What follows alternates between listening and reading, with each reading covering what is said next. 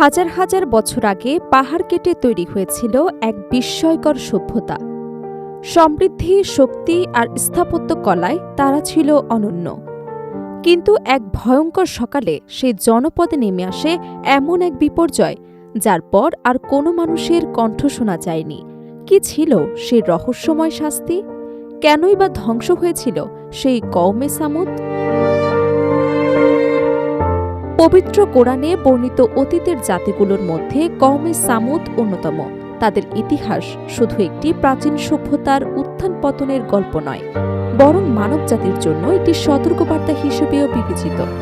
ইসলামী বর্ণনা অনুযায়ী আদ জাতির পর আরব উপদ্বীপের উত্তরাঞ্চলে শক্তিশালী একটি জাতি হিসেবে আত্মপ্রকাশ করেছিল সামুদ সম্প্রদায়।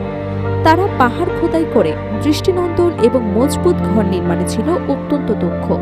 তাদের বসতি ছিল উর্বর বাগান, ফল ফসল আর ঝর্ণাধারায় সমৃদ্ধ। সমৃদ্ধি এবং ক্ষমতার কারণে ধীরে ধীরে তারা অহংকারে ডুবে যায় এবং আল্লাহর নির্দেশনা থেকে দূরে সরে যায়।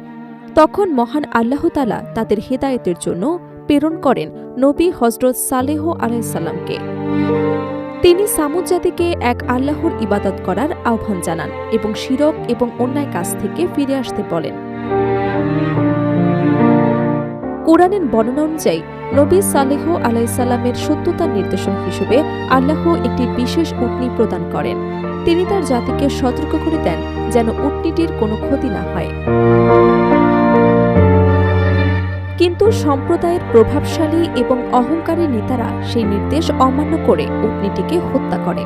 এরপর নবী সালেহ আলাইহিসসালাম তাদের জানিয়ে দেন যে 3 দিনের মধ্যেই আল্লাহর শাস্তি নেমে আসবে। এরপরে ঘটে ইতিহাসের অন্যতম ভয়াবহ ঘটনা। কোরআনের বিভিন্ন আয়াতে সামুদ জাতির ধ্বংসের বিবরণ এসেছে ভিন্ন ভিন্ন শব্দে। কোথাও বলা হয়েছে ভূমিকম্প তাদের গ্রাস করেছিল, কোথাও বজ্রঘাতের কথা উল্লেখ করা হয়েছে, আবার কোথাও বলা হয়েছে এক বিকট শব্দ বা প্রচণ্ড বিস্ফোরণ তাদের ধ্বংস করে দেয়। সূরা আল আরাফে বলা হয়েছে, অতঃপর ভূমিকম্প তাদের পাকড়া করল এবং তারা নিজেদের ঘরে উপুর হয়ে পড়ে রইল। অন্যদিকে সূরা আজ জারিয়াতে উল্লেখ করা হয়েছে বজ্রাঘাতে তাদেরকে পাকড়াও করল যখন তারা তাকিয়েছিল। আবার অন্য আয়াতে এসেছে এক বিকট শব্দ তাদের উপর আঘাত হানল।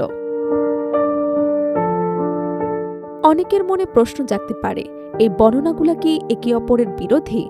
ইসলামী গবেষকদের মতে মোটেও নয়, বরং এগুলো একই ঘটনার বিভিন্ন দিক তুলে ধরে।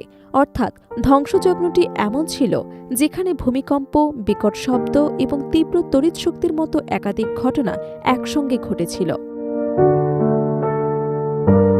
কিছু আধুনিক গবেষক এই বিষয়ে বৈজ্ঞানিক ব্যাখ্যারও চেষ্টা করেছেন। তাদের ধারণা, সামুদ জাতির বসতি ছিল কোয়ার্টারজাম সমৃদ্ধ পাথুরে এলাকায়। ভূমিকম্পের সময় এই ধরনের শিলায় চাপ সৃষ্টি হলে পাইজোইলেকট্রিক ইফেক্টের মাধ্যমে বৈদ্যুতিক চার্জ উৎপন্ন হতে পারে। এর ফলে শক্তিশালী বৈদ্যুতিক স্রোত, আলোর ঝলকানি, বিকট শব্দ এবং বিস্ফোরণ সদৃশ্য পরিস্থিতির সৃষ্টি হওয়ার সম্ভাবনা রয়েছে।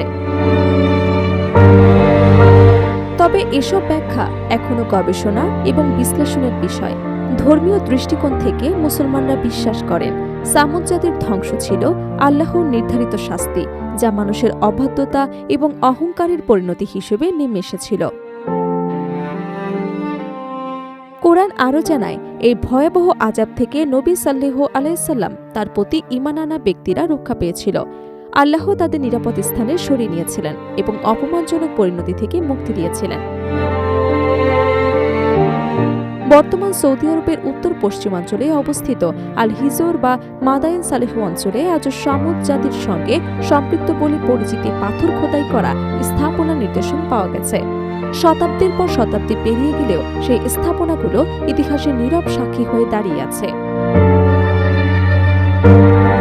সব মিলিয়ে আজ মরুভূমির বুকে দাঁড়িয়ে থাকা সামুদ জাতির পাথর খোদাই করা ঘরগুলো যেন নীরবে এক ভয়ঙ্কর ইতিহাসের সাক্ষ্য দেয়। যে জাতি একসময় নিজেদের শক্তি, সম্পদ আর স্থাপত্য কীর্তি নিয়ে গর্ব করত, তাদের অস্তিত্ব আজ কেবল ধ্বংসাবশেষের স্মৃতি। কওমে সামুদের ঘটনা আমাদের মনে করিয়ে দেয়, মানুষ যতই শক্তিশালী হোক না কেন, সত্যকে অস্বীকার বা অহংকারের পথ শেষ পর্যন্ত ধ্বংসের দিকেই নিয়ে যায়।